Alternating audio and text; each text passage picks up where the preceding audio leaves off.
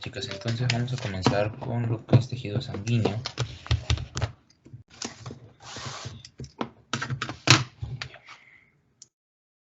Cualquier cosa me pueden interrumpir, no hay problema. Si se corta la señal me avisan igual, ya. Vamos a comenzar. Bien, chicas, tejido sanguíneo. Vamos a ya terminar por fin tejido conectivo, ¿no? Está así en sus sílabus. Esta semana les toca tejido sanguíneo y vamos a ver dos cosas, ya, las características del tejido sanguíneo y los componentes. Bien, entonces veamos primero las características. ¿Qué tenemos que tener en cuenta aquí? Que el tejido especializado, que el tejido sanguíneo es un tejido especializado que se conoce como la sangre. Bien, la famosa sangre, ¿qué es? Es un tejido conectivo especializado. ¿Qué tiene? Tiene líquido, un líquido extracelular y células sanguíneas. Va a tener un volumen, ¿ok? Va a tener un volumen de 5 a 6 litros en una persona promedio, en una persona normal.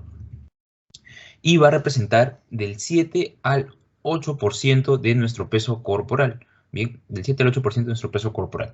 Obviamente esto varía según el tamaño de la persona, ¿no? Según el tamaño de la persona. Bien, funciones. Eso sí es importante. Las funciones del tejido sanguíneo, ¿no? Específicamente de la sangre.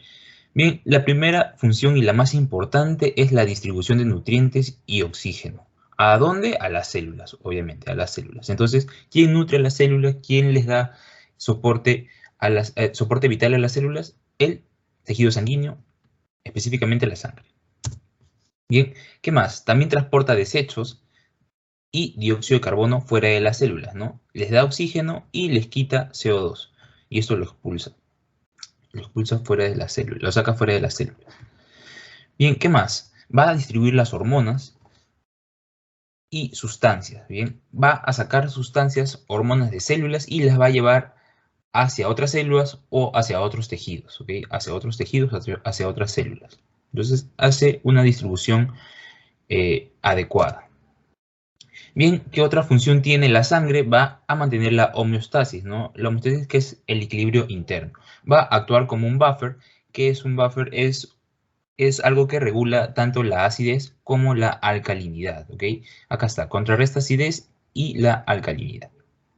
Y participa en procesos de coagulación, esto es importante, participa en procesos de coagulación, conocido como hemostasia, ¿ok? Hemostasia.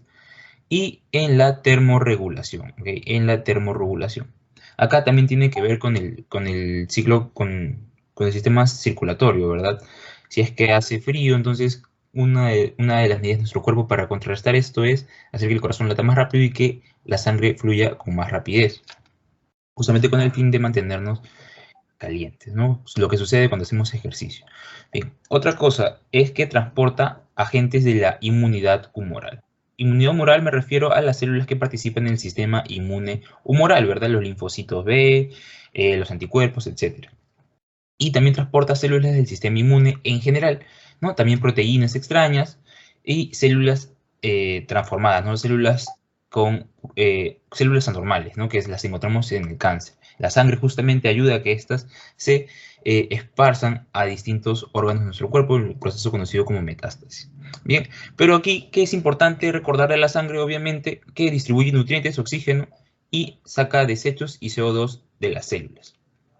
Tiene una función homeostática y transporta las células del sistema inmune. Así de simple, ¿bien? 4 cosas puntuales. Bien, entonces veamos ahora sus componentes.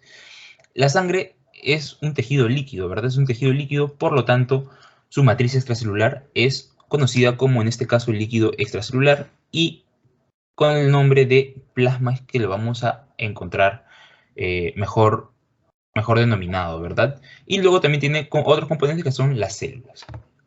Bien, entonces veamos ahora lo que es el plasma. Bien, acá tenemos, he tratado de resumir todo lo posible esta información. Entonces veamos la composición principal de lo que es el plasma. El plasma está compuesto por 90% agua, entonces su composición mayoritaria es agua. Y tiene solutos, ¿no? Que va a representar el 10% restante. Dentro de estos solutos que tenemos a proteínas y componentes orgánicos e inorgánicos, ¿verdad? Las proteínas van a representarme un 7%. Y de estas tengo las siguientes, ¿no? La albúmina, tengo las globulinas, Y de estas, la más importante es la albúmina. ¿Por qué? Porque va a ser responsable de la presión coloide osmótica. ¿Qué significa esto? Que a las proteínas en nuestro cuerpo, en este caso, la albúmina, va a ayudar a retener agua, ¿verdad? Va a ayudar a mantener el volumen de sangre. Si hay una pérdida de albúmina, entonces, ¿qué sucede? Las proteínas se eliminan a través de la orina, ¿no? Eso se va a ver representado justamente en análisis de orina. ¿No? Lo que sucede también, estos procesos, estas disminuciones también lo podemos ver en pacientes que tienen quemaduras de tercer grado a más, perdón, de tercer grado. Y luego también otra proteína importante es la globulina, ¿verdad? La globulina que es producida por células plasmáticas. Esto con el fin de combatir agentes patógenos en nuestro organismo, ¿verdad? Entonces, hay dos tipos importantes, ¿bien? La globulina gamma, o la gamma globulina que es producida por las células plasmáticas, ¿no? Una célula diferenciada del linfocito B, y lo que es la alfa y beta globulina, que son producidas en células hepáticas. Bien, otra proteína importante es el fibrinógeno, ¿verdad? El fibrinógeno. Bien, el fibrinógeno, por si acaso, es una proteína que ayuda en el proceso de coagulación, ¿ok? Que ayuda en el proceso de coagulación. Bien, componentes, otros componentes orgánicos que van a representar el 2,1% de este 10%, obviamente.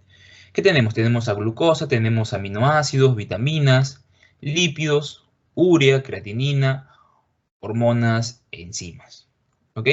Y componentes inorgánicos de este 10% que representa al soluto, tenemos electrolitos al sodio, al cloro, potasio, magnesio. No, aquí es importante recordar la presión al sodio que tiene una función principal en mantener la presión hidrostática, ¿verdad? La presión hidrostática. Bien, entonces, luego que tenemos que acá que recordar, acá, esto, lo que es la diferencia entre suero y plasma, ¿verdad? Se lo van a preguntar en algún momento, así que se los voy a dejar aquí de una vez. El suero, ¿qué va a ser? Va a ser un tubo de ensayo que no va a tener anticoagulantes y tampoco va a tener factores de coagulación. Bien, tampoco va a tener fibrinógeno. Entonces, el suero es esto, es una muestra de sangre, ¿no? Es una muestra de plasma que no tiene ningún factor de coagulación. Y el plasma es el tubo con anticoagulante y con factores de coagulación y con fibrinógeno. Bien, entonces vamos a ver esto de acá, ya, para que no se me confunda. Yo tengo una muestra de sangre y a través de la centrifugación, ¿no? Obtengo lo que es el hematocrito. Bien, entonces eso me va a separar las células del suero. Ahora, el suero se va a llamar así cuando no haya ningún componente de la coagulación. Se conoce como suero. Sin embargo, si yo simplemente lo separo, entonces ¿qué voy a tener? Voy a tener plasma y células. ¿Ok? Si a este plasma no contiene ningún factor de coagulación, entonces se le conoce como suero. Bien. Y ahora, entonces ya les mencioné esto, ahora vemos lo que es la importancia del hematocrito, ¿no? Que es justamente separar, separar la sangre en sus dos componentes principales, ¿no? Tanto plasma como como células, y justamente ver en este caso la cantidad de hematocrito que se hace referencia a las células. Va a ser un predictor de anemia, sin embargo, esto no es tan específico, se toma como referencia sí, pero no va a ser determinante. Entonces, ¿qué sucede aquí? Se va a separar el plasma en células sanguíneas del plasma de las células sanguíneas por centrifugación, ¿no? Va a tener un porcentaje del 40% de células y la mayoría va a ser plasma. Entonces, acá dos términos importantes, ¿no? Que es la hemoconcentración y la hemodilución. Si hay poco plasma, significa que va a haber una mayor cantidad de hematocrito, obviamente, y eso se le va a conocer como hemoconcentración. Todo lo contrario pasa cuando hay mayor cantidad de plasma. Hay mayor cantidad de plasma, entonces, obviamente, hay menor cantidad de hematocrito. Entonces, esto se le conoce como hemodilución. Bien, entonces, esto con respecto al plasma, que es el primer componente de la sangre, ¿no? El componente más abundante. Entonces, vemos ahora las células sanguíneas. Bien, tenemos tres principales tipos de células. Tenemos a los glóbulos rojos, también conocidos como eritrocitos, también conocidos como hematíes. Luego tenemos a los glóbulos blancos, también conocidos como leucocitos. Y finalmente tenemos a las plaquetas, también conocidas como trombocitos. A ver, las plaquetas acá las pongo como componentes celulares, obviamente, pero no son células, son fragmentos de una célula conocida como el megacariocito. Bueno, eso lo vamos a ver cuando lleguemos a este punto. Bien, entonces veamos rápidamente a los glóbulos rojos. Bien, ¿qué son? Tienen esta forma, ¿verdad? Tienen forma de disco y se caracterizan por ser esta palabrita clave, bicóncavos. ¿Ya? Palabrita clave, bicóncavos. No tienen núcleo ni ningún tipo de organela, con el fin de alojar mayor cantidad de oxígeno. Entonces, ¿qué hace esta célula? Cuando madura, bota su núcleo. Bien, bota su núcleo y sale la sangre. Diámetro. Su diámetro, esto sí es importante. Su diámetro es de 7,5 micras. ¿Por qué? ¿Y por qué es importante esto? Porque estas células tienen, esta característica es constante en todas las células. Tienen siempre la misma medida. Entonces se usa como marcador de tamaño. Bien, se va a usar como marcador de tamaño. Esto lo van a hacer para diferenciar de diferentes anomalías, diferentes tipos de células cuando se analice respectivamente, ¿verdad? El grosor de 8 a 2,6 micras también. Y esta es la concentración, ¿no? La concentración de glóbulos rojos en la sangre corresponde de 4 a 6 millones por microlitro. Bien, 4 a 6 millones de glóbulos rojos por microlitro. Si la cantidad que se halla es menor a los 4 millones por microlitro, entonces estamos hablando de un cuadro de anemia, ¿no? Estamos hablando de anemia. Si es mayor a 6 micras, a 6 millones, perdón, a 6 millones de glóbulos rojos por microlitro, entonces estamos hablando de lo que es una eritrocitosis, o también conocido como poliglobulia, ¿no? Esto va a ser común en personas que vengan de zonas de altura y vienen o vienen acá o se examinan allá y tienen usualmente mayor cantidad de glóbulos rojos en sangre. Bien, ahora, esto veamos ahora sus formas, ¿no? Pueden tener diferentes formas, pero solo dos principales, ¿no? Las formas ovaladas y las formas de gota. Las formas de gota como las vemos aquí, ¿no? Una gotita bonita. Bien, su tiempo de vida es aproximadamente de 120 días, ¿ya? Y posteriormente, una vez que cumple su vida, esta etapa de vida, estos 120 días, se destruyen en el vaso y en la médula ósea. Bien, ahora, esto con respecto a su forma, bien, vamos a escuchar esta palabra bastante, poiquilocitosis. Ya, ahorita se los explico, poiquilocitosis. Y va a tener diferentes tamaños. Pero esto es anormal y se va a conocer como anisocitosis. Bien, lo normal, lo que todos deberíamos tener es glóbulos rojos de 7,5 micras aproximadamente. Estos son conocidos como normocitos. Si son más grandes, son macrocitos. Y si son más pequeños, son conocidos como microcitos. Bien, nosotros cuando seamos ya médicos y hagamos algún tipo de análisis de sangre y veamos estas anomalías, entonces, ¿de qué se habla? De la anisocitosis. Entonces, ¿qué es la anisocitosis? Es cuando encontramos glóbulos rojos de diferentes tamaños en una muestra de sangre. Bien, y aquí, como les mencioné, los glóbulos rojos tienen una forma determinada, ¿verdad? Si encontramos muchas variaciones de esta forma, entonces, ¿cómo se conoce esto? Como poiquilocitosis. ¿Qué significa poiquilocitosis? Una muestra de sangre que tiene glóbulos rojos de diferentes formas, cosa que no es normal. Bien, entonces acuérdense, poiquilocitosis referido a las formas y anisocitosis referido al tamaño de los glóbulos rojos. Bueno, ya. Entonces ya vimos acá sus características principales, ahora veamos lo que hay en su citoplasma, ¿bien? Los glóbulos rojos se caracterizan por tener en su citoplasma lo que es la hemoglobina, ¿ok? Que va a conformar el 36% de su espacio prácticamente, ¿no? Justamente también ocupa parte de lo que en una vez fue su núcleo, ¿verdad? ¿Y la hemoglobina qué es? Bien, la hemoglobina es un conjunto de proteínas que se asocia con grupos hemo, con grupos de hierro, ¿bien? Entonces veamos aquí la hemoglobina, ¿verdad? Es un grupo hemo con una proteína específica conocida como globina, ¿no? Que son estas líneas así que parecen nudos. Esa es la globina. Se une a los grupos hemo y forma lo que es la hemoglobina. Bien, acá son definiciones, ¿no? Definiciones que van a encontrar en su clase. Van a escuchar el término de anillos pirólicos y globina, ¿verdad? Anillos pirólicos son los que van a unir el grupo hemo a la globina. Bien, entonces la globina, que son varias cadenas de polipéptidos, ¿no? Y estas cadenas, según su forma, según su plegamiento, van a generar varios tipos de hemoglobina. Dentro de este tipo de hemoglobinas tenemos las que están acá. La hemoglobina A1, que va a representar el 97% de hemoglobina que encontramos en sangre, en los glóbulos rojos. Tenemos a la hemoglobina A2, la hemoglobina F. Bien, esta hemoglobina F es importante mencionarla. ¿Por qué? Porque solo la vamos a encontrar en recién nacidos y en fetos. Bien, y se va a caracterizar, ¿por qué? Porque tiene una alta afinidad con el oxígeno. Bien, la hemoglobina de por sí tiene la función de fijarse al oxígeno y transportarlo a la sangre, ¿verdad? Pero la hemoglobina F se caracteriza por tener mayor afinidad. Y justamente tiene su razón de ser, ¿verdad? Si lo encontramos en fetos y recién nacidos es porque estos necesitan mayor cantidad de oxígeno. Entonces, es por eso que predomina este tipo de hemoglobina. Bien, entonces veamos ahora las funciones de la hemoglobina.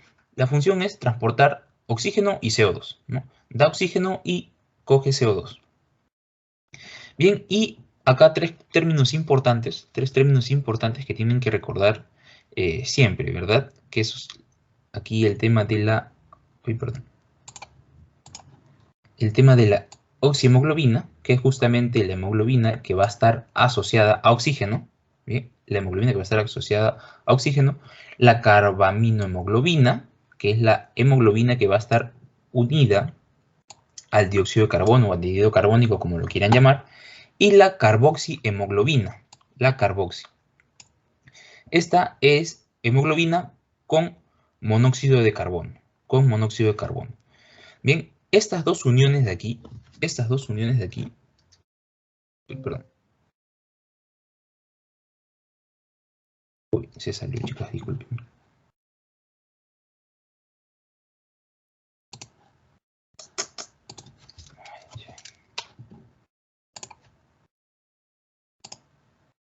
Ya, me confirman si se puede ver, por favor. Hola. Sí se ve. Sí se ve. Ya, genial. Y entonces me quedé por acá. Ok. Estas dos, la oxihemoglobina y la carbaminohemoglobina, son uniones reversibles, ¿ya? Son uniones reversibles. ¿Por qué? Justamente por el constante actividad que tienen, ¿no? Cojo oxígeno y quito CO2. Doy oxígeno y quito CO2. Bien, entonces estas son uniones reversibles. Sin embargo, la carboxihemoglobina no es reversible. Por lo tanto, en este caso, cuando la hemoglobina se asocia a monóxido de carbono y este monóxido de carbono empieza a predominar, va a causar hipoxemia y muerte celular por anoxia. ¿Por qué? Porque no es reversible. Entonces no voy a poder hacer nada para evitar esto. Bien, entonces luego veamos lo siguiente. Si hay menos del 33%, si la concentración de hemoglobina es menor al 33% en un glóbulo rojo, entonces vamos a hablar de la hipocromía y la anemia. En hipocromía me refiero a la disminución del color de estas células, ¿verdad? Y la anemia es la ausencia justamente de un grupo M, ¿no? O su poca cantidad. Bien, entonces hay dos tipos acá de anemia que les quiero mencionar en un inicio, que es la anemia macrocítica, que se va a dar cuando haya hematíes muy grandes. Bien, cuando los glóbulos rojos son muy grandes, se puede producir lo que es la anemia macrocítica. ¿Y esto por qué ocurre? Este tipo de anemia, ¿por qué ocurre? Por una deficiencia de la vitamina B12 y por deficiencia de ácido fólico. Bien, entonces esto ocurre cuando hay hematíes muy grandes. Se conoce como anemia macrocítica. Y cuando hay hematíes muy pequeños, puede ocasionar lo que es la anemia microcítica.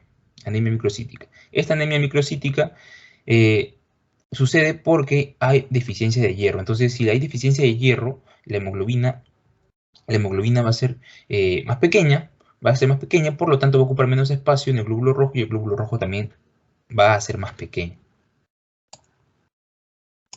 Va a ser más pequeño. Y bien, acá un dato importante es que la hemoglobina A1C es la famosa hemoglobina glicosilada. Bien, y esta hemoglobina glicosilada me va a servir como parámetro para indicar los niveles de glucosa en la sangre.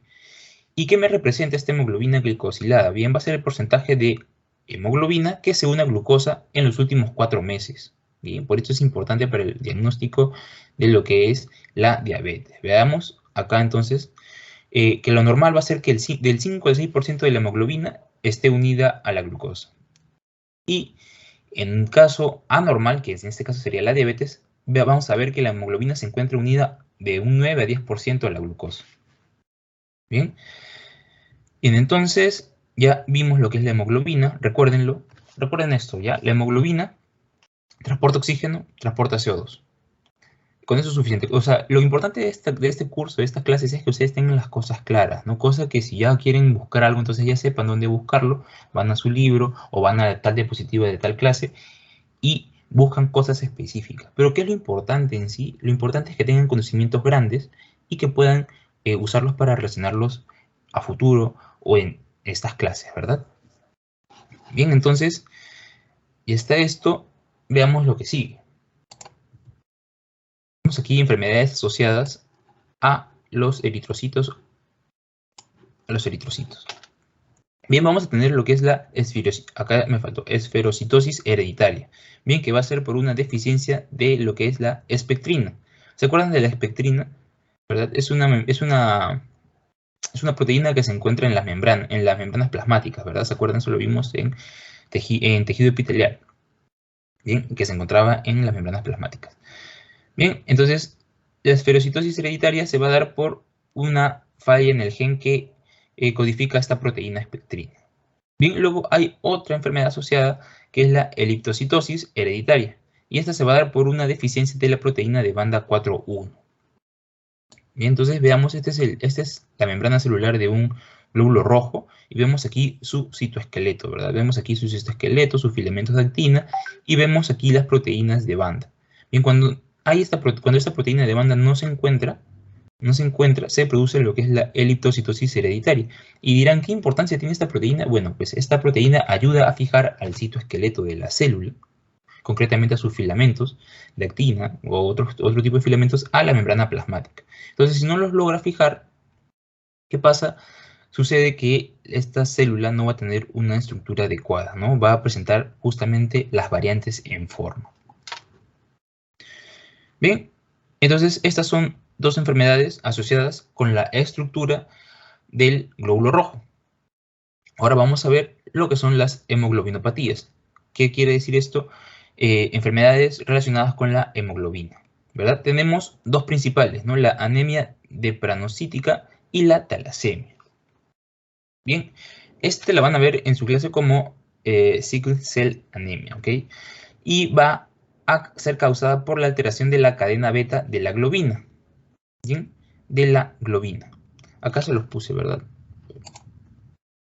Globina acá. Globina, ¿no? Son varias cadenas de polipéptidos. Bien, una de estas cadenas, que en este caso va a ser la beta, se va a ver alterada. ¿Y qué va a pasar? ¿Qué va a pasar en esta alteración? Va a haber un cambio de ácido glutámico. Un ácido glutámico es un aminoácido. Entonces, este aminoácido no va a estar y va a estar un aminoácido de valina. ¿Ok? Lo normal es que la cadena beta de la globina tenga un ácido glutámico. Eso es lo normal. La cadena beta de la globina tiene un ácido glutámico. Pero, ¿qué pasa si este ácido glutámico es reemplazado por la valina? Se produce lo que es la anemia depranocítica. Bien, ¿y esto qué va a ocasionar? Se va a formar una hemoglobina S, la famosa hemoglobina S, que es característica de este tipo de anemia, ¿no? Y la vamos a poder identificar o vamos a poder diagnosticar esto cuando veamos un análisis de sangre y vemos este tipo de forma en el hematíe. Ese tipo de forma en el hematíe. ¿No? Una forma de Os. Una forma de Os. ¿Y qué pasa entonces? ¿Qué pasa? Entonces, se empiezan a ver varios de estos tipos de hemoglobina, perdón, varios de estos tipos de glóbulos rojos, y el cuerpo lo empieza a destruir, ¿no? Empieza a decir, este es deforme, entonces no me sirve, y lo mata. Pero ¿qué pasa? ¿Qué pasa? Que van a haber mucha cantidad de estos. Entonces, al cuerpo mismo combatir y destruir estas células, que supuestamente no le sirven, producen lo que es una anemia. ¿Bien? Anemia. Por eso, justamente este caso, ¿no? Anemia deplanocítica. Bien, entonces de aquí, que hacerles recordar, es ocasionado por una alteración de la globina. Y los hematíes tienen forma de Os, ¿no? Son sensibles al oxígeno. Bien, y otra hemoglobinopatía es la talasemia. Bien, ¿qué va a pasar? Va a haber un defecto en la síntesis de hemoglobina. Y en este caso los hematíes van a quedar vacíos, no van a tener nada de esto, no van a tener hemoglobina. Bien, y obviamente va a cursar con anemia, porque si la hemoglobina que se agrupa a grupos hemo, no está esta proteína, entonces, ¿cómo transporta oxígeno? ¿Y qué va a ocupar el espacio dentro de la célula? No va a haber nada, pues, queda vacío, entonces cursa con anemia. Bien, y hay dos tipos, ¿verdad? Van a haber dos tipos. Alfa talasemia y beta talasemia, y estos va a dar según el tipo de globina que se vea afectada, ¿verdad? Según el tipo de globina que se vea afectada. Bien, estos son detalles, no es muy importante. Pero tengan en cuenta que es la talasemia, un defecto en la síntesis de hemoglobina. ¿Y qué pasa? Los deja vacíos. ¿Qué es acá importante en la anemia hepatocítica? Ok, va a ser cuando yo veo glóbulos rojos en forma de oso. ¿Por qué ocurre? Por un defecto en la globina. Listo, es suficiente, chicos. O sea, aunque ustedes se vayan y le cuenten a sus papás, pasa esto con ese tipo de anemia o con la talasemia, ya es suficiente. Cuando dentro del examen se van a dar cuenta que simplemente es eso, no tienen que recordar.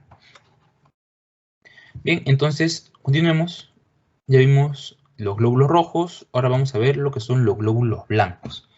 Bien, los glóbulos blancos van a estar en un valor normal de 6.000 a 10.000 glóbulos blancos por microlitro. Si hay una cantidad menor a 6.000 glóbulos blancos por microlitro, ¿qué ocurre? Ocurre lo que es la leucopenia, se conoce como leucopenia.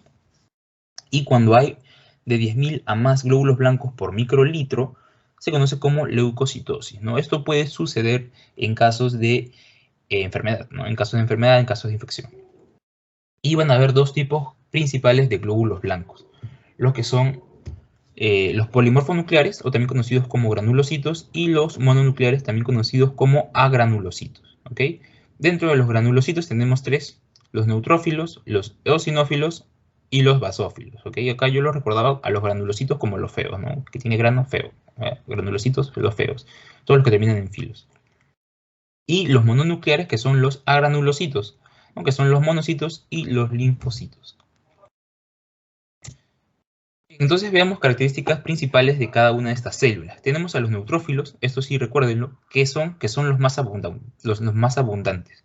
Bien, esto sí recuérdenlo siempre. Los más abundantes glóbulos blancos que hay son los neutrófilos. Bien, acá sus detalles histológicos, ¿no?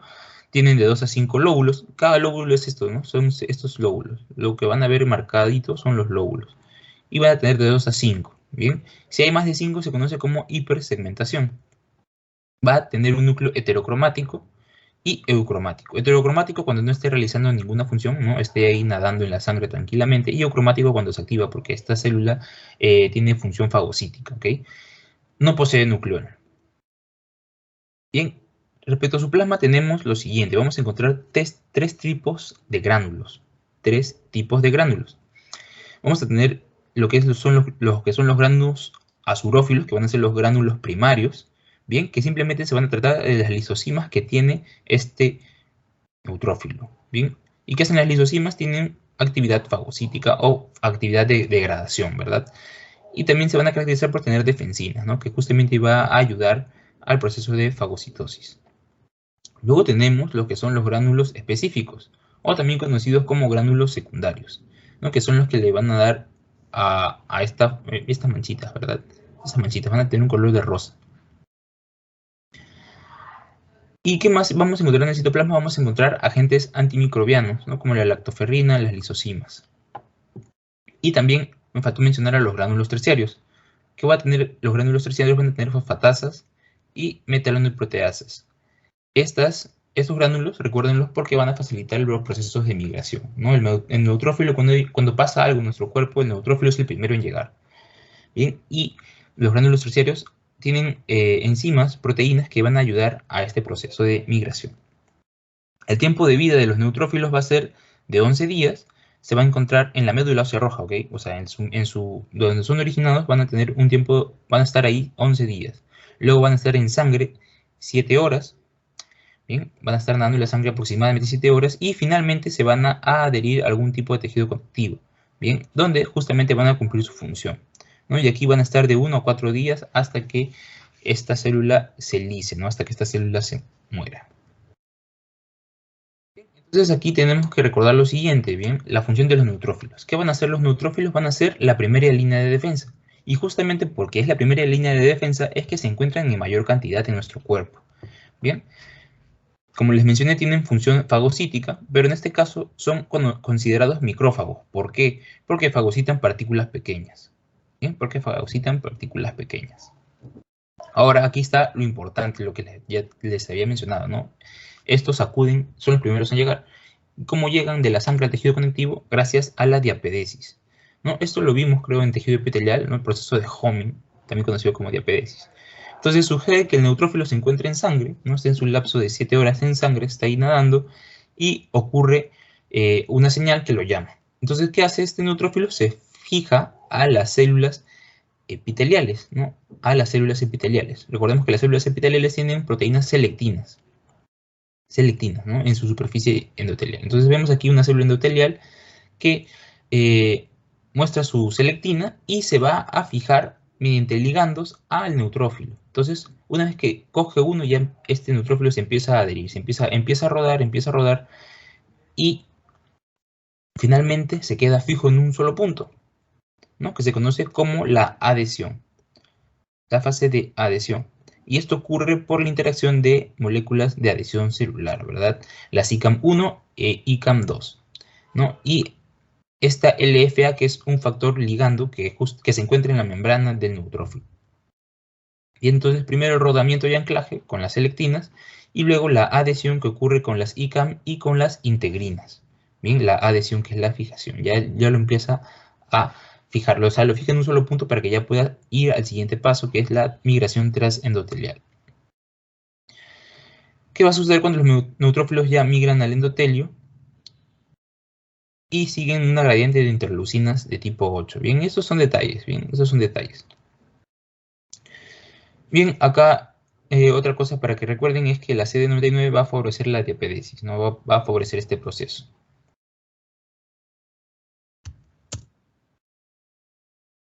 Bien, entonces ya vimos a los neutrófilos, veamos ahora a los eosinófilos. Bien, acá tenemos varios eosinófilos y tenemos que mencionar lo siguiente. Bien, va a tener un tamaño de 12 micras. Bien, va a tener valores normales. Bien, va a tener valores normales que va a ser de 2 a 4% en una muestra normal de sangre. Van a ver esta concentración o este porcentaje de eosinófilos. Bien, si es más, se conoce como hipereosinofilia y puede ser un indicador de que nuestro cuerpo se encuentre infectado con un parásito. Bien, la hipereosinofilia o que se encuentre en un proceso alérgico. Bien, una de dos. Que se caracteriza por tener el núcleo bilobulado, ¿verdad? Vean acá su núcleo bilobulado, no parecen unos audífonos, ¿bien? Es bilobulado, solo tiene 2 lóbulos. En su citoplasma vamos a encontrar 2 tipos de gránulos, los gránulos primarios o también azurófilos. Azurófilos porque se fijan a una tinción especial que los tiñe de azul, ¿ok? No me acuerdo ahorita el nombre, pero por eso se llaman así, son azurófilos. Y como en el caso del neutrófilo, corresponden a lisosimas, Bien, y luego tienen otros tipos de gránulos que son los específicos, que también son conocidos como secundarios, ¿no? Tienen esos tamaños de 0,5 a 1,5 micras y se van a teñir de color anaranjado. Bien, estos puntitos que vemos aquí son gránulos secundarios, ya son los que predominan en el eosinófilo. A microscopía electrónica, estos gránulos específicos tienen 2 partes, una parte conocida como el cristaloide o internum y otra parte conocida como la matriz o el externum. Bien, en la parte conocida como internum va a haber una proteína, que es la proteína básica mayor, así se llama, proteína básica mayor. Y esta justamente le va a dar el color a estos gránulos, ¿no? Los va a teñir de color naranja. ¿Quién? La proteína básica mayor que se encuentra en la parte internum de estos gránulos. Y en la parte de la matriz o en la parte externum tenemos otra proteína importante que es la proteína catiónica eosinofílica. Bien, que ayuda a combatir a los parásitos. Bien, acá un lapsus, lo voy a corregir, que ayuda a combatir a los parásitos. Bien, tiene enzimas, tiene histaminasa, ¿no? Esta histaminasa ayuda a fagocitar a lo que es el complejo antígeno-anticuerpo. y la mieloperoxidasa. Bien, la función de los eosinófilos es la siguiente: fagocitar complejos antígeno-anticuerpo en casos de alergia. También tiene función de inactivar mediadores de la inflamación, bien, que son los leucotrienos y la histamina. Y también lo vamos a encontrar en parasitosis, ¿no? Lo vamos a encontrar en parasitosis y en proceso alérgico. Bien, entonces de los eosinófilos que tenemos que recordar, que tienen dos tipos de gránulos, ¿no? Uno de sus gránulos, que son los que predominan, tienen dos zonas, tienen el interno y el externo. Hay dos tipos de proteínas, una que le da color a los gránulos del eosinófilo y otra que ayuda a combatir a los parásitos. ¿Qué otra cosa tenemos que recordar de los eosinófilos? Que fagocitan complejos antígeno-anticuerpo, bien, antígeno-anticuerpo, y que lo vamos a encontrar en casos de parasitosis y procesos de alergia. Ahora veamos a los basófilos. ¿Qué significado a mí? Disculpa. En el anterior, en el eosinófilo había una sigla que dice AME, que sabe que tiene naranja. ¿Qué significaba el cosa? No se te escuchó bien. ¿Podrías repetir lo último? ¿Qué significaba qué cosa? Lo que dice las siglas AME. Ya, a microscopía electrónica. O sea, estos gránulos, nosotros solo vamos a ver esto. A microscopía óptica vamos a ver así, ¿no? Una célula y puntitos así. Ya, este es un eosinófilo, pero tiene gránulos, por eso tiene puntos. Pero en microscopía electrónica vamos a ver esta imagen de aquí, ¿verdad? Vamos a ver esta imagen de aquí y vamos a ver al eosinófilo. Vemos aquí su núcleo bilobulado y veamos estos gránulos, ¿no? Estos puntitos que vemos aquí son de esta forma acá. Bien, a eso me refiero con microscopía electrónica, AME. Bien, ¿sí? ¿Está bien? Sí, gracias. Ya, genial. Bien, entonces continuamos. Y ahora veamos a lo que son los basófilos. Bien, los basófilos van a ser los más escasos, ¿verdad? Van a ser los más escasos. Y van a tener un tamaño de 12 a 15 micras, ¿no? Un tamaño más o menos grande. Sus núcleos son, en su núcleo vamos a ver lóbulos irregulares que van a estar tapados por gránulos morados. O sea, pocas veces vamos a poder verlos. ¿Por qué? Porque va a haber mucha cantidad de gránulos que lo tapan. Bien, y en su citoplasma, ¿qué vamos a encontrar? ¿No? Justamente en su membrana vamos a encontrar receptores para la inmunoglobulina E, ¿no? Para el anticuerpo E. Sus gránulos son de color morado, ¿no? Son metacromáticos, se tiñen de color azul o morado, y van a tener heparina y histamina. Bien, de ahora en adelante, cada vez que ustedes vean heparina y histamina, acuérdense de alergia, ¿ya? Acuérdense del estornudo. Siempre que vean heparina, histamina, estornudo, ya tiene algo que ver con alergia. Bien, tiene el factor quimiotáctico de eosinofílico. ¿Qué es el factor quimiotáctico? Que va a atraer a eosinófilos. Va a atraer a eosinófilos justamente para que puedan contrarrestar su acción en el proceso de alergia, ¿no? ¿Y qué más vamos a encontrar? Vamos a encontrar leucotrienos, interleucinas, ¿no? Sustancias secretadas por distintas células, ¿no? Esos son detalles. Acá lo importante es que tiene receptores para inmunoglobulina E y que sus gránulos son de color azulito, ¿no? Azulito morado, ¿no? Para que lo puedan identificar a la microscopía óptica. Función. Vamos a encontrarlos en procesos de anafilaxia y en lo que es la reacción de hipersensibilidad. La hipersensibilidad, ¿ya? Entonces veamos. Ahora ya vimos esos basófilos. Ya terminamos con los granulocitos, ¿verdad? Los granulocitos son neutrófilos, eosinófilos y basófilos. Ahora vamos a ver los que son los agranulocitos, que son dos, ¿no? Los monocitos y los linfocitos. Entonces veamos primero a los linfocitos. Bien, estas células van a ser las segundas más abundantes. Bien, van a representar del 20 al 30% de los glóbulos blancos que encontremos en una muestra normal de sangre. Van a tener un núcleo esférico, vean aquí, o sea, tienen aquí como un halo medio clarito, ya ese es el citoplasma, y su núcleo es esférico, es todo lo que está teñido de color morado. Bien, no va a dejar ver al nucleolo y su cromatina es condensada, bien, su cromatina está muy condensada, y por este motivo no deja ver al nucleolo. Ojo que la cromatina acá se encuentra condensada cuando el linfocito está está en proceso, no está realizando ninguna función, o sea, si está en reposo, por así decirlo, ¿ya? Pero cuando está en acción, esta cromatina se comienza a descondensar, ¿bien? Se empieza a descondensar, pero de todas maneras no se logra ver al nucleolo. Bien, acá está el citoplasma, es escaso, ¿no? Es muy escaso y se tiñe de color azul. Bien, y ahora hay dos tipos principales de linfocitos que tenemos que recordar, bien, lo que son los linfocitos T y lo que son los linfocitos B. Bien, también hay otros, ¿no? Otros que son células madre de linfocitos, algo así se llaman, células madre de linfocitos, y las natural killer, bien. Estos son dos tipos extra, lo van a ver después en inmunología, pero hasta ahora es importante que recuerden que hay dos tipos principales de linfocitos, los linfocitos T y los linfocitos B. Bien, los linfocitos T se originan en la médula ósea, pero maduran en el timo, ¿ok? Maduran en el timo. Los linfocitos B sí cumplen todo su ciclo de crecimiento en lo que es la médula ósea. Bien, y la función del linfocito T, ¿qué es? Es la inmunidad celular. Es la inmunidad celular. Actúa a nivel de las células, ¿no? A nivel de las células infectadas. Mientras que el linfocito B participa en lo que es la inmunidad humoral, ¿no? O sea, lo que se encuentra en la sangre. ¿Y cómo lo hace? A través de la secreción de anticuerpos. A través de la secreción de anticuerpos. Bien, entonces nosotros cuando veamos linfocitos en sangre vamos a ver esto, ¿no? Vamos a ver las características principales, ¿no? Que tiene un núcleo grande y el citoplasma es muy pequeño, es muy poco y se ve justamente alrededor del núcleo.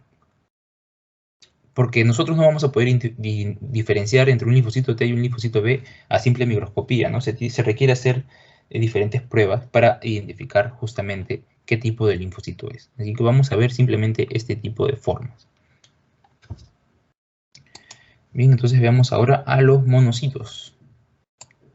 ¿Dónde se originan? Se originan en la médula ósea, ¿no? Estos son los más grandes, bien, tienen de 12 a 20 micras y tienen esta cantidad, este porcentaje de cantidad en sangre, bien, en sangre, de 3 a 8%. Bien, entonces se caracteriza por tener un núcleo oval, un núcleo reniforme, ¿no? Forma de riñón, forma de herradura o forma de cerebro, ¿no? Cerebriforme, ¿no? Esos son sinónimos, bien, son sinónimos. O sea, se les puede conocer o considerar con el mismo tipo, ¿no? Oval, reniforme, en herradura, cerebriforme. Así va a ser su núcleo.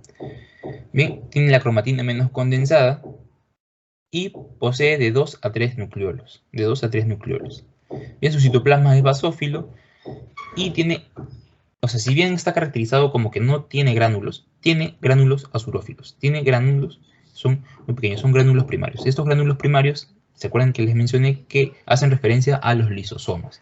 ¿No? A los lisosomas. Y justamente los lisosomas tienen que predominar en esta célula porque esta célula tiene función de fagocitosis, ¿no? Pero en este caso, ¿qué va a fagocitar? Va a fagocitar moléculas grandes. ¿Bien? Entonces su función va a ser de fagocitosis y son células presentadoras de antígeno. Células presentadoras de antígeno. ¿No? Estas interactúan con los linfocitos T que realizan una respuesta inmunitaria más específica. Bien, esos son detalles. Acá lo importante es que recuerden es que las células presentan antígeno. Y les viene una pregunta donde se dice ¿qué célula presenta antígeno? No la piensen ni marquen monocito o macrófago. Ah, ok, ahí tengan cuidado. ¿eh? Tengan cuidado. Si la pregunta dice en sangre, ¿no? En sangre a monocito. Pero si hablan específicamente de un tipo de tejido, entonces tienen que marcar macrófago. ¿Por qué? Porque se acuerdan que les mencioné que el macrófago es una célula residente del tejido conectivo, ¿verdad? Eso lo vimos hace 2 sesiones. Entonces el monocito se encuentra en sangre, ¿no? Se origina en la médula ósea, se encuentra en sangre, va nadando por la sangre hasta que el cuerpo lo necesita en una zona determinada, ¿no? En una zona determinada. Entonces este monocito acude a esa zona a través de la sangre y llega al tejido conectivo respectivo y cambia su nombre y se vuelve macrófago, ¿verdad? ¿Se acuerdan los histoclastos, células de Langerhans, microglias, las células de Kupffer, las células de polvo, ¿no? Los macrófagos alveolares, etc. Bien. Entonces tengan en cuenta esos detalles. Y bien, ya terminamos con los glóbulos blancos. Ahora veamos a lo que son las plaquetas. Las plaquetas vamos a encontrarlas de 150 a 350 millones por microlitro, ¿ok? Por microlitro. Y en el caso que haya una cantidad menor a 150 millones, vamos a hablar de la trombocitopenia.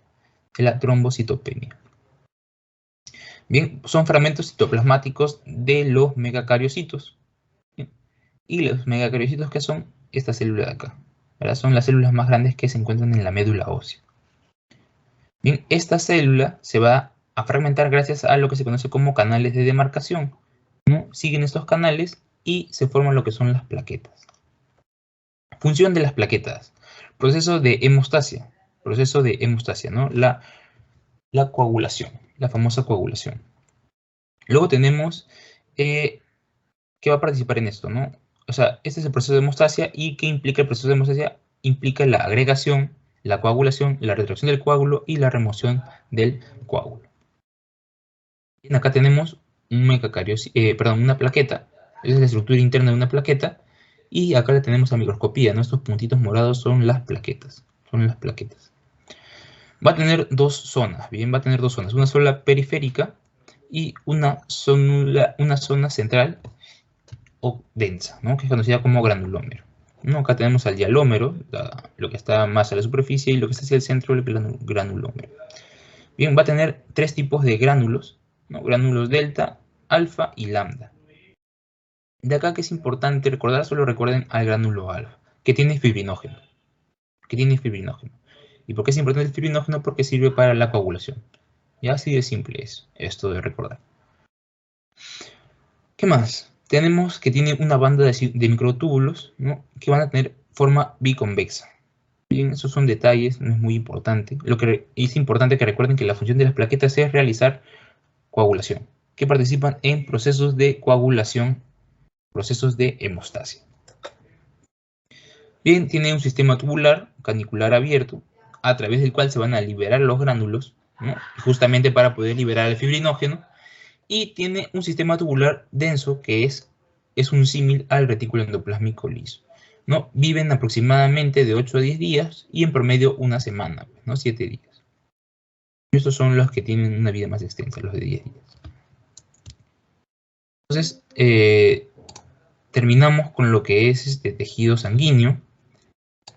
Y ahora vamos a ver rápidamente el tejido nervioso, porque creo que tienen clases, ¿verdad? Así que vamos a ver el tejido nervioso, ¿ok? Ah, perdón, chicas, ¿alguna pregunta? ¿Alguien tiene alguna pregunta antes de continuar con el tejido nervioso?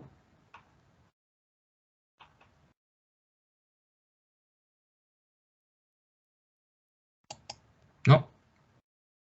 Bueno. Asumo que no. Tejido nervioso. Ya. Entonces aquí vamos a ver. Ya, ¿me confirman si pueden ver la pantalla, por favor? ¿Sí? Ya, perfecto. Entonces, vamos con el tejido nervioso, chicas. Si tienen alguna pregunta del tejido sanguíneo, me escriben, o sea, me pueden preguntar, no hay ningún problema. Y si no, me preguntan por interno, igual ahí les voy a responder. Bien, entonces veamos a lo que es el tejido nervioso.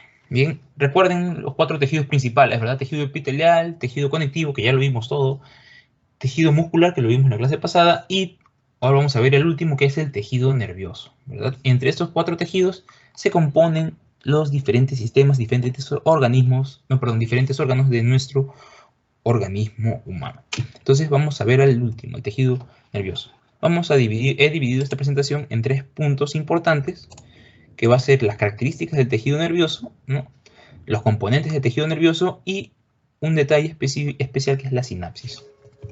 Entonces veamos rápidamente las características. Origen del tejido nervioso tiene origen ectodérmico.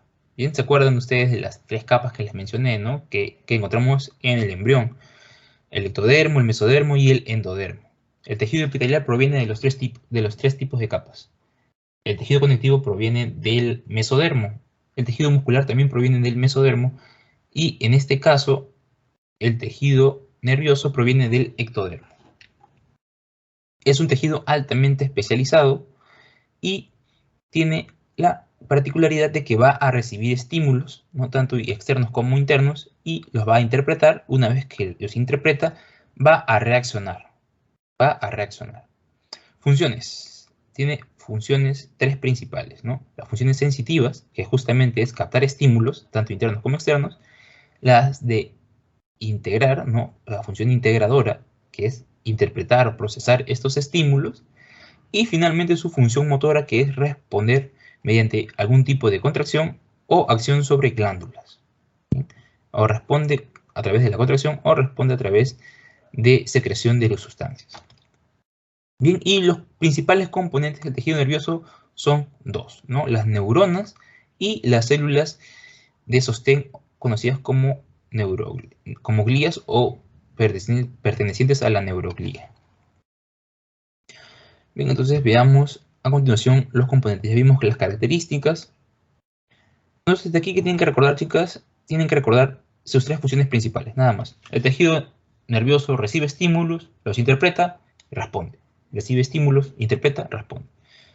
Y obviamente que está compuesto por neuronas y glías, ¿no? Entonces veamos ahora a sus componentes.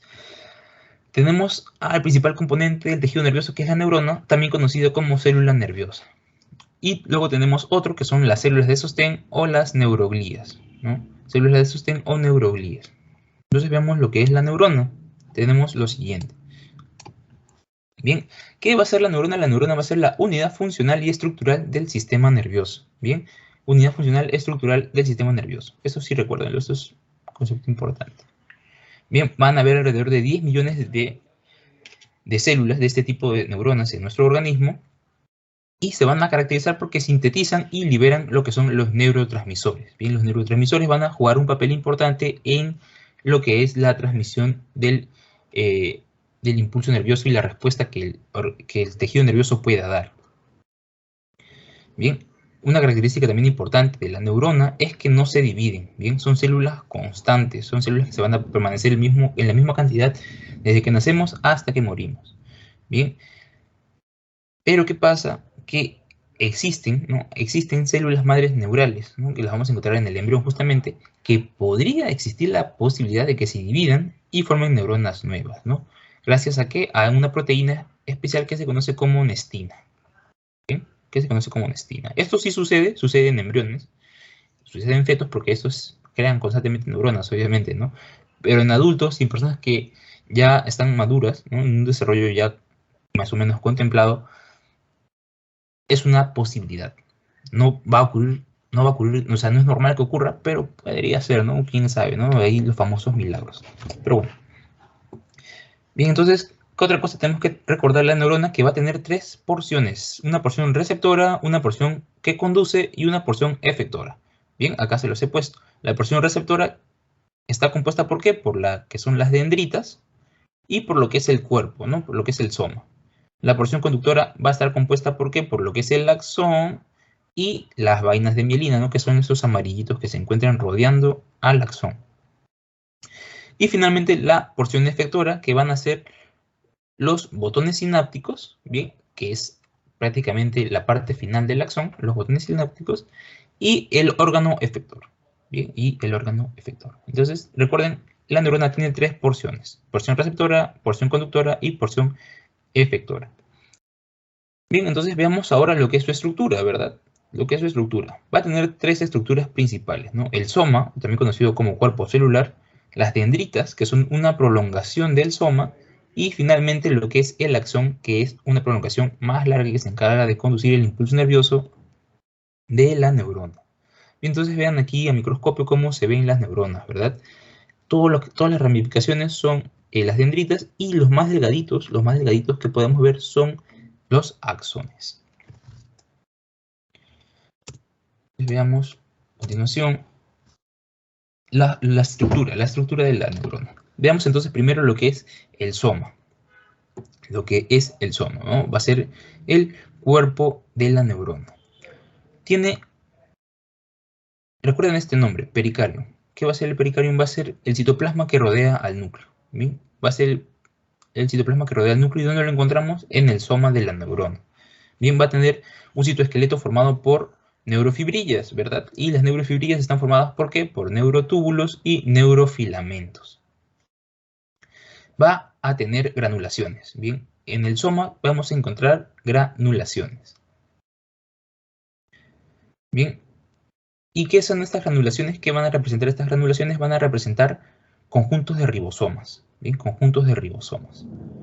Ahora, cuando nosotros vamos a encontrar a estas granulaciones asociadas a un retículo endoplásmico rugoso, se va a conocer como corpúsculos de Nissen. Corpúsculos de Nissen. Por ahí ustedes lo van a encontrar como sustancia trigoide, sustancia cromófila. Bien, todo esto hace referencia a esto de acá, al corpúsculo de Nissen. Bien, también van a encontrar por ahí otra definición para este tipo de corpúsculos que se conoce como una pila de retículo endoplásmico rugoso. Bien, es válido, sí, porque recuerden que el retículo endoplásmico rugoso tiene ribosomas pegados a su membrana. Bien, así que no se confundan. Pero en sí, lo que les van a preguntar, si es que les preguntan en las clases, es que los corpúsculos de Nissen son retículo endoplásmico rugoso con granulaciones, que son conjuntos de ribosomas. Bien, ¿qué más tiene este cuerpo, este soma de la neurona? Tiene lo que se conoce como el cono axónico, bien, que lo vamos a encontrar a este nivel, al cono axónico. Bien, en este lugar se va a caracterizar por no tener organelos, ¿no? Bien, ven, aquí está medio vacío, ¿verdad? No va a tener una concentración de organelos. Y va a alojar al centro organizador de microtúbulos, ¿verdad? Al centro organizador de microtúbulos. Y va a ser, obviamente, el origen del axón. Bien, entonces, estas neuronas son activas, ¿verdad? ¿Y qué me va a identificar a microscopía o a observación que esta célula tiene una importante actividad metabólica? Los siguientes puntos, ¿bien? Va a tener un núcleo eucromático, va a tener un nucleolo grande, va a tener un aparato de Golgi activo y va a tener cuerpos de Nissen prominentes. Va a encontrar muchos cuerpos de Nissen prominentes. Entonces, estos 4 puntos van a revelar que la neurona tiene una actividad metabólica muy alta. Bien, entonces veamos ahora lo que son las dendritas. Las dendritas, que son las evaginaciones, o también, si lo quieren ver de esta manera, ramificaciones del cuerpo celular del soma. Bien, ¿qué fin tiene? Tiene el fin de expandir el área de superficie receptora. Bien, va a formar lo que se conoce como arborizaciones, ¿verdad? Y va a recibir los estímulos de otras neuronas o también puede recibirlos del medio externo, ¿verdad? Del medio externo, de lo que se encuentre rodeando estas neuronas. Va a tener abundantes mitocondrias. Veamos, acá tenemos, esto es una dendrita, ¿verdad? Esto es una dendrita y se prolonga, se prolonga. Acá también otra dendrita, otra dendrita. ¿No? Ese es el cuerpo de la neurona y vemos su prolongación, que son las dendritas. Va a poseer abundantes mitocondrias y también corpúsculos de Nissen. ¿Qué más tenemos que recordar de las dendritas? Es que van a tener lo siguiente: espinas o gémulas. Acá están. Estas bolitas que se encuentran en las dendritas se conocen como espinas.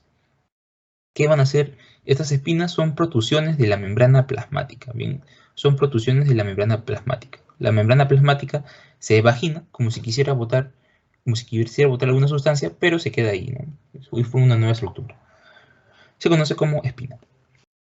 Entonces, aquí se va a caracterizar, ¿por qué? Porque va a tener concentración de filamentos de actina, ¿no? Va a tener una densidad posináptica, y con densidad posináptica me refiero a la concentración de receptores para neurotransmisores y cantidad de canales de de potasio y sodio. ¿Bien? De potasio y sodio.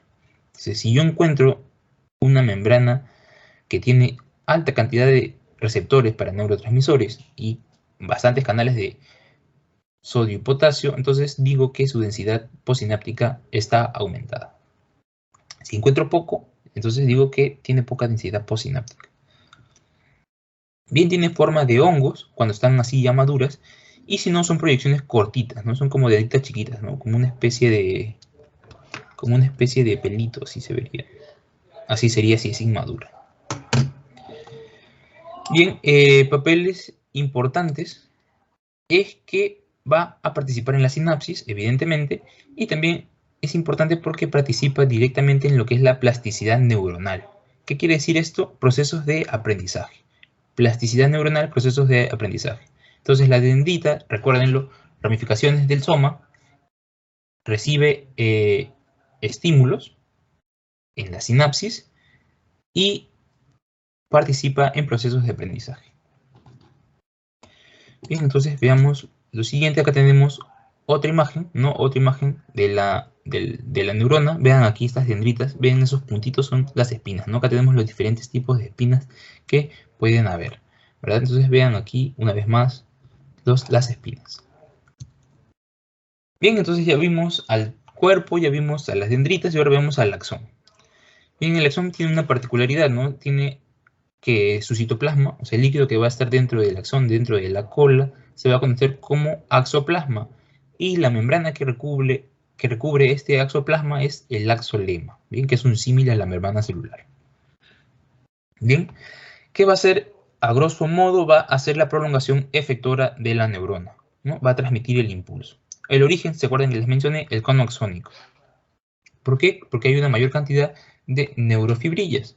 El cono axónico tiene mayor cantidad de neurofibrillas, entonces va a empezar el proceso de elongación.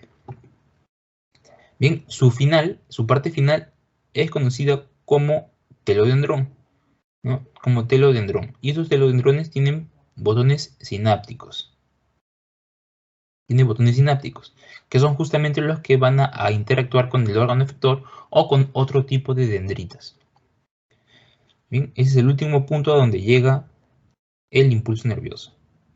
Bien, hay un segmento inicial del axón que se conoce como cía, que se va a encontrar justamente en la región del vértice del cono y la vaina de mielina. Bien, entonces yo tengo mi primera vaina de mielina que rodea el axón y tengo el vértice del cono. Ese pequeño inicio se conoce como segmento inicial.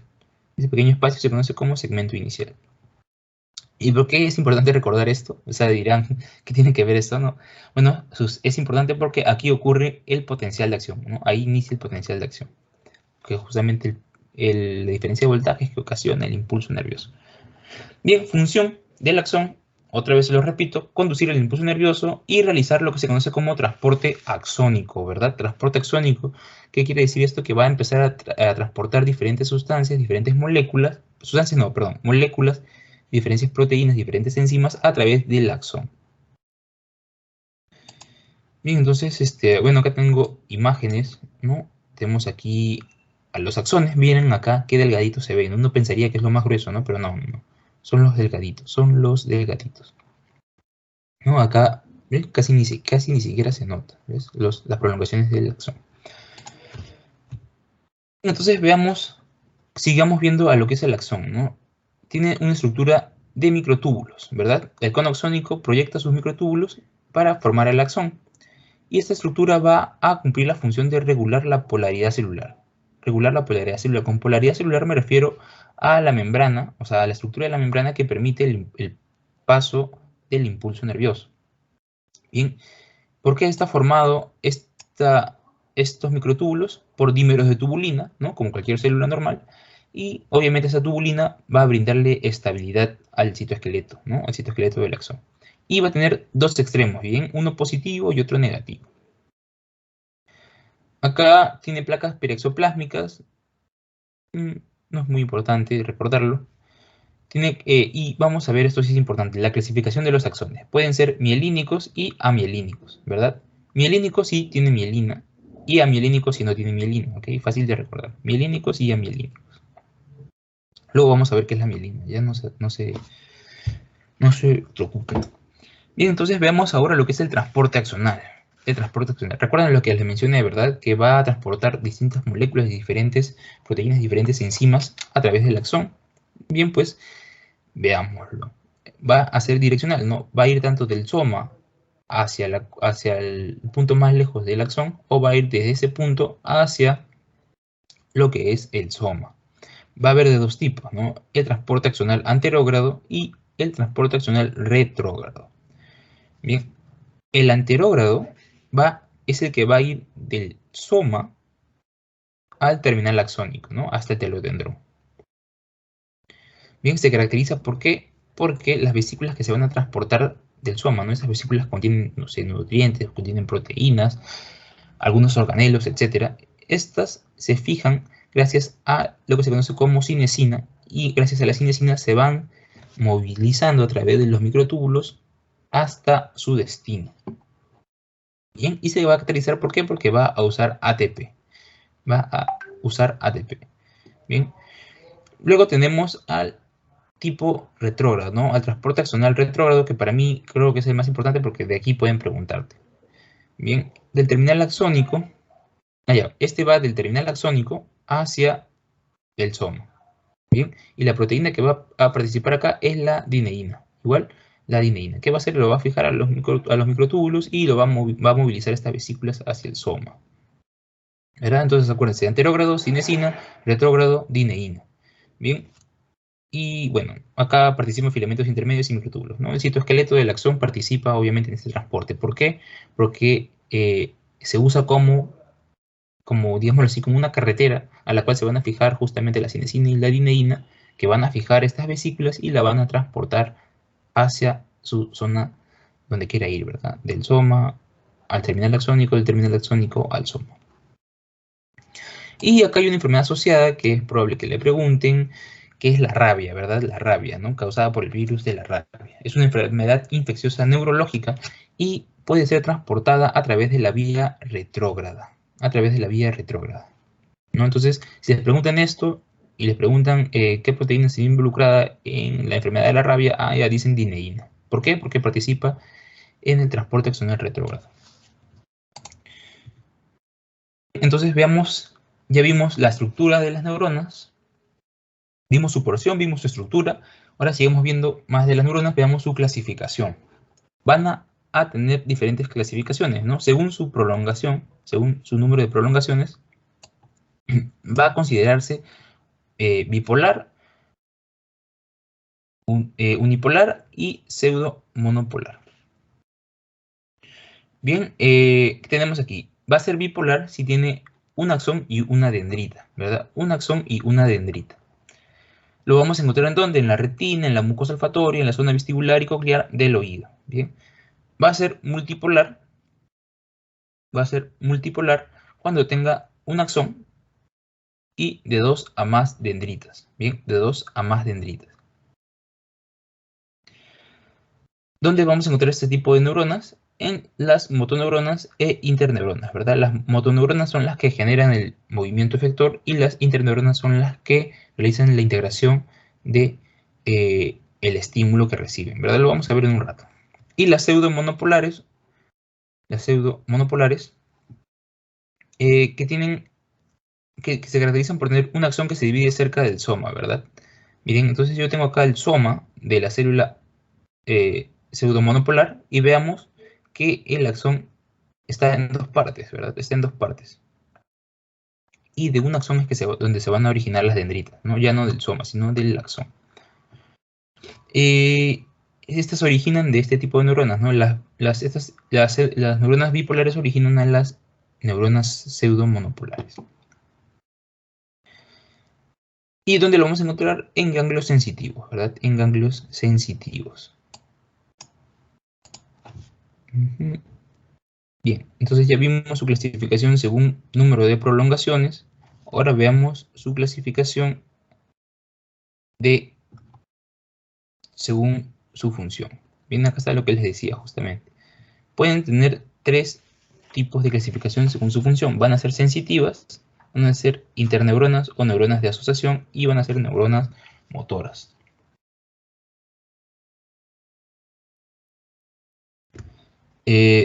Tenemos lo siguiente, las sensitivas son las que se van a encontrar en las terminaciones nerviosas de la piel, ¿verdad? En las terminaciones nerviosas de la piel o también en vísceras, Son generalmente pseudomonopolares, ¿bien? Porque son sensitivas, la vamos a encontrar en los ganglios raquídeos, ¿no? En los ganglios.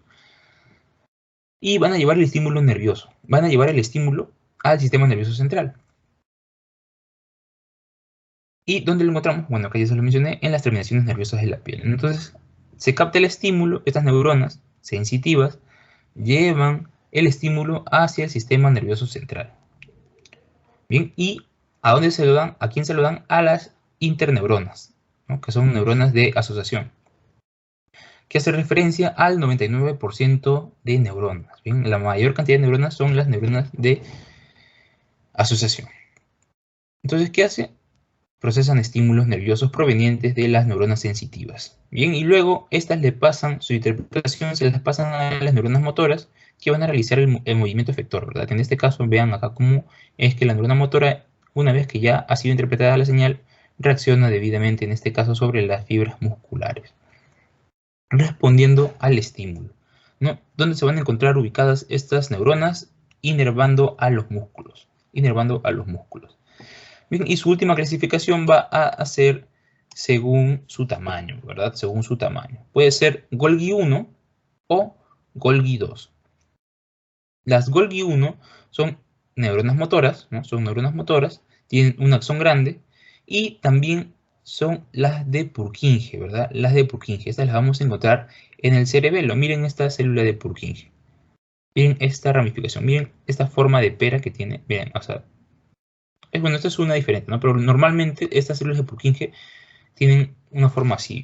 Miren. A ver.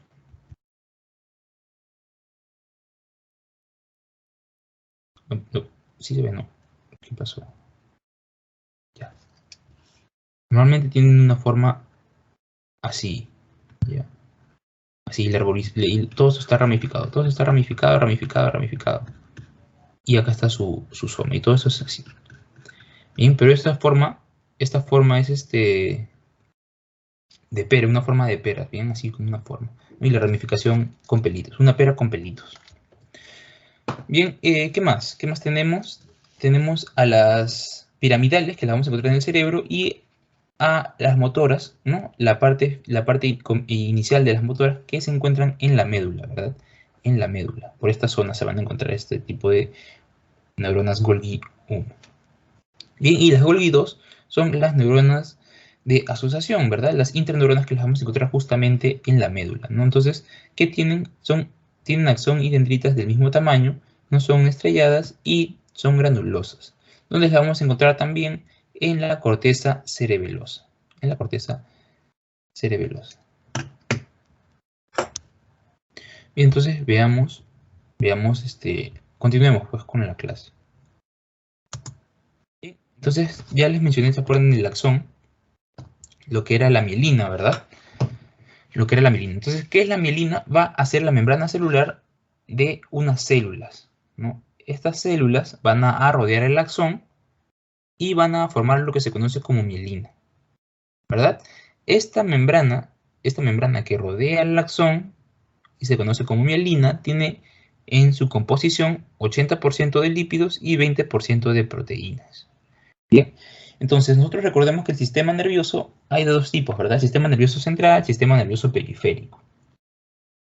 En ambos hay neuronas, ¿verdad? Porque es el principal componente del sistema nervioso. Ahora, estas neuronas tienen lo que es el axón, y el axón se encuentra recubierto por mielina, con el fin de agilizar el paso del impulso nervioso. Pero en estas neuronas, esta mielina va a estar formada por dos células, según el lugar donde se encuentre, ¿verdad? Si se encuentra en el sistema nervioso central, la mielina va a estar formada por los oligodendrocitos. Y si estamos hablando del sistema nervioso periférico, la mielina está formada por células de Schwann. En el sistema nervioso central, a ver, véanlo acá está. Estas son neuronas del sistema nervioso central y veamos cómo esta célula, conocida como oligodendrocito, forma las mielinas de aproximadamente 40 a 50 axones, ¿no? Un montón de mielina forma. Entonces se fija y se empieza a doblar concéntricamente alrededor del axón y forma lo que es la mielina en neuronas del sistema nervioso central. ¿Ok? Y en el sistema nervioso periférico solo va a participar la célula de Schwann, que va a recubrir un axón y se va a enrollar y va a formar la vaina de mielina en neuronas del sistema nervioso periférico. En este caso, vean aquí lo que pasa, ¿no? La célula de Schwann rodea el axón y sus membranas celulares se fusionan, ¿no? Tanto la del axón como con la de esta célula, y van a formar lo que es el mesoaxón interno. ¿no? Que va a rodear al axón de forma concéntrica. Vean aquí cómo es que se va enrollando. Vean, este es el axón y acá viene mi célula de Schwann y la va enrollando. Vean, la va enrollando y la continúa enrollando, ¿no? Esto que se ha formado acá adentro se conoce como mesoaxón interno. Bien, su citoplasma, el citoplasma de esta célula de Schwann se va a exteriorizar, ¿verdad? Se va a exteriorizar y va a formar lo que es el mesoaxón externo. Mesoaxón externo. Bien, entonces esto en cuanto a la formación de mielina. Veamos qué más hay. Hay que recordar lo siguiente. En la formación de mielina, no tanto para los oligodendrocitos y para la célula de Schwann, va a ocurrir lo que se conoce como compactación de la mielina, ¿no? Que se va a dar de manera concéntrica alrededor del axón. Y esta compactación se va a dar gracias a tres proteínas, a estas tres proteínas, a la proteína 0 de mielina, a la proteína proteolipídica y a la proteína básica de la mielina. Bien, de estas la más importante es esta de acá, la PZM, ¿verdad? Esta la vamos a encontrar en el sistema nervioso periférico. Si la encontramos en el sistema nervioso periférico, entonces podemos inferir o podemos deducir que estamos hablando de que va a participar en el proceso de formación junto con la célula de Schwann, ¿verdad? Porque la célula de Schwann forma la vaina de mielina en los axones de las neuronas que pertenecen al sistema nervioso periférico. ¿Ok?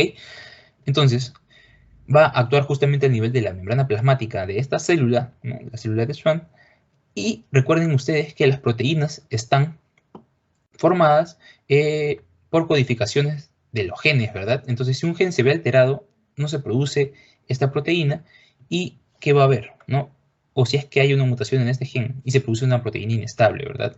Si esta proteína es inestable o no está bien formada o no existe, entonces la mielina va a ser inestable y se va a desarrollar enfermedades desmielinizantes, ¿verdad?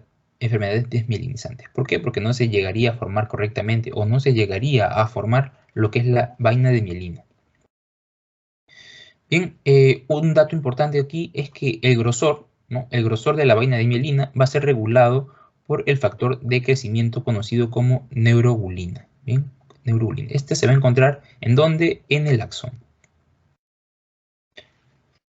Bien, entonces veamos otra proteína que es la proteína proteolipídica, ¿no? Que la vamos a encontrar en el sistema nervioso central, y la proteína básica de la mielina, donde la encontramos tanto en el sistema nervioso central como en el sistema nervioso periférico. ¿Ok? De aquí, chicos, ¿qué tienen que recordar? Esta de acá, la proteína 0 de mielina, ¿verdad? La proteína 0 de mielina. Y quizá de repente les pidan una pregunta tramposa, ¿no? Que solo del sistema nervioso central, bueno, acá tienen la proteína proteolipídica. Bien, enfermedades asociadas a la mielina, ¿no? Relacionadas con la mielina tenemos lo que es la enfermedad desmielinizante, bien, que es la esclerosis múltiple, ¿verdad? ¿Qué ocurre? ¿Por qué? Por la destrucción de oligodendrocitos. Por la destrucción de oligodendrocitos también puede ser ocasionado por una falla en esta proteína, ¿verdad? Pero esto ya sería a nivel del sistema nervioso periférico.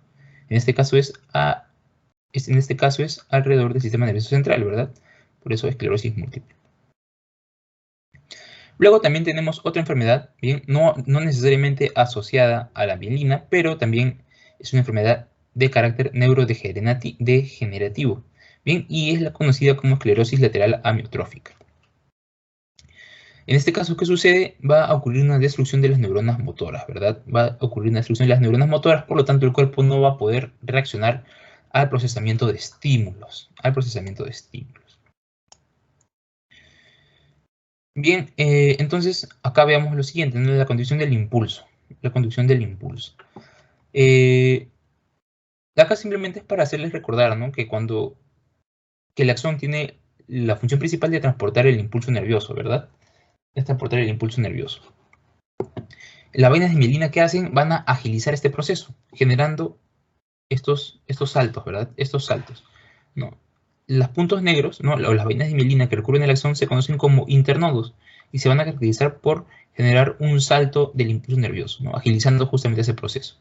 Los espacios que no tienen mielina, ¿no? Los espacios que no tienen mielina son conocidos como nódulos de Ranvier, ¿no? Y en este caso el paso del impulso nervioso se da como en cualquier como cualquier despolarización normal, ¿no? Entrada de sodio, entrada de potasio. Y va a ser la condición del impulso nervioso va a ser continua en fibras amielínicas, ¿no? Va a cumplir el proceso de despolarización y repolarización normal, ¿verdad? Obviamente es más lento, ¿no? Esta conducción saltatoria es mucho más rápida. Entonces ya vimos a las neuronas, principal componente del tejido nervioso. Ahora vemos a el otro componente, que son las células de sostén, o también conocidas como neuroglías. De aquí que es importante recordar, chicos, vamos a recordar al astrocito. Y, bueno, ya vimos a los oligodendrocitos, ya vimos a las células de Schwann. Y tenemos que recordar aquí a las microglías, ¿verdad? A las microglías, que es muy facilito. Pero bueno, veamos con los astrocitos. Acá vemos, todos son astrocitos, ¿ok? Tiene forma de estrella, ¿verdad? Tiene forma de estrella. Y van a haber de dos tipos, ¿no? Fibrilares o protoplasmáticos. Fibrilares o protoplasmáticos. Los fibrilares van a tener prolongaciones largas, ¿verdad? Va a tener pocas ramificaciones y se van a unir a capilares y van a formar lo que se conoce como la barrera hematoencefálica, ¿bien? O pie chupador de Cajal, ¿ya? Pie chupador de Cajal. ¿Y dónde vamos a encontrar esto? Lo vamos a encontrar en la sustancia blanca. Entonces, los astrocitos fibrilares se encuentran en mayor concentración en la sustancia blanca, que forman barrera hematoencefálica. Bien. Y tiene pocas ramificaciones. Bien, acá tenemos a un astrocito fibrilar, ¿verdad? Vean acá, sus ramas son delgaditas, no tienen muchas, y acá forman lo que es el pie chupador de Cajal, ¿verdad? La barrera hematoencefálica. Estos predominan ¿en dónde? En la sustancia blanca. Bien, y luego están los otros tipos de astrocitos, que son los protoplasmáticos, ¿no? Que tienen prolongaciones gruesas, ¿no? Acá tenemos un mastodonte, ¿no? Miren todas las prolongaciones que tiene. Y se encuentran en contacto con la pía madre y van a formar lo que tenemos como glía limitante. Bien, estos se van a encontrar ¿dónde? En predominancia en la sustancia gris. Entonces, protoplasmáticos en sustancia gris y fibrilares en sustancia blanca. Eso es lo único que tienen que recordar. ¿Bien? Fibrilares, sustancia blanca, protoplasmáticos, sustancia gris. Bien, ¿qué más? Bueno, los oligodendrocitos, ¿no? Están en el sistema nervioso y forman las vainas de mielina. Y las microglías también actúan al nivel del sistema nervioso central. ¿Y qué función tienen? Tienen función fagocítica. Tienen función fagocítica. ¿Bien? Estas células van a consumir cualquier residuo, cualquier patógeno de repente que esté fastidiándonos en nuestro sistema nervioso. Corresponde al 5% de este tipo de células, ¿verdad? Luego tenemos las células ependimarias que simplemente van a tapizar lo que son estructuras del sistema nervioso, ¿no? Como por ejemplo el tubo espinal, el canal medular, etc. Y luego también tenemos las que encontramos en el sistema nervioso periférico, que son las células de Schwann, que ya la vimos, y las células satélite. Entonces ya terminamos con lo que son los componentes del tejido nervioso. Ahora vemos la sinapsis. Bien, esto veámoslo rápidamente porque es sencillo, ¿verdad? ¿Qué va a ser la sinapsis? Va a ser la unión entre neurona, la célula glandular o la fibra muscular. ¿Ok? La neurona, justo específicamente la parte final de la neurona, y la célula glandular o la fibra muscular. Eso es la sinapsis, ¿no? La unión especial entre estos elementos. Va a tener diferentes clasificaciones, ¿no? Según su morfología puede ser axodendrítica, ¿verdad? Si tenemos al botón terminal unido a una dendrita, ¿no? A una dendrita. Puede ser axosomática, si vemos directamente que el telodendrón se comunica directamente con el soma, axosomática. Puede ser axoaxónica, en caso se comunique el telodendrón con el mismo axón. Y puede ser también axoespinosa, ¿verdad? Axoespinosa si es que el telodendrón interactúa con las espinas que tiene las dendritas, ¿verdad? Y acá tenemos otro tipo, ¿verdad? Tenemos dendrodendríticas, ¿no? Que se da justamente entre dos dendritas. Pero estas son las principales. ¿Qué más tenemos? Allá. Puede ser también clasificada según su mecanismo de conducción, ¿verdad? Puede ser considerada sinapsis química si libera transmisores, neurotransmisores, que es lo más común, lo que más se estudia, ¿verdad? La sinapsis química. Y puede ser sinapsis eléctrica, ¿no? Si es que es a través de uniones de hendidura y el paso de iones, ¿no? Esto lo vimos la clase pasada con los cardiomiocitos, ¿verdad? Esto es un tipo de sinapsis eléctrica. Bien, pero lo que ocurre en el sistema nervioso central, que es sinapsis química. Bien, entonces veamos ahora lo que son los componentes de la sinapsis. Tenemos tres componentes principales. Tenemos el componente presináptico, ¿no?, conocido como terminal del axón o botón terminal, y tenemos a la hendidura sináptica, y por último tenemos al componente postsináptico, ¿bien? Componente postsináptico, que va a hacer referencia justamente a la membrana postsináptica, ¿verdad? Entonces aquí, ¿qué tenemos, no? En el componente presináptico tenemos lo que son vesículas, ¿bien? Estas vesículas, estos circulitos, ¿qué tienen dentro? Tienen neurotransmisores. Esos transmisores se encuentran estas vesículas se encuentran por acá, ¿no? O sea, se encuentran lejos, ¿no? Se encuentran lejitos de la membrana. Pero ¿qué pasa? Van a tener una proteína, ¿no?, que es conocida como el N-etilmalimida, que va a permitir su migración hacia la membrana que está en contacto con la hendidura sináptica. ¿Y por qué va a ocurrir esto? Porque al momento de que ocurre lo que es la despolarización y repolarización, ¿no?, que es la conducción del impulso nervioso, se van a activar canales de calcio. Estos canales de calcio que permiten la activación de esta proteína.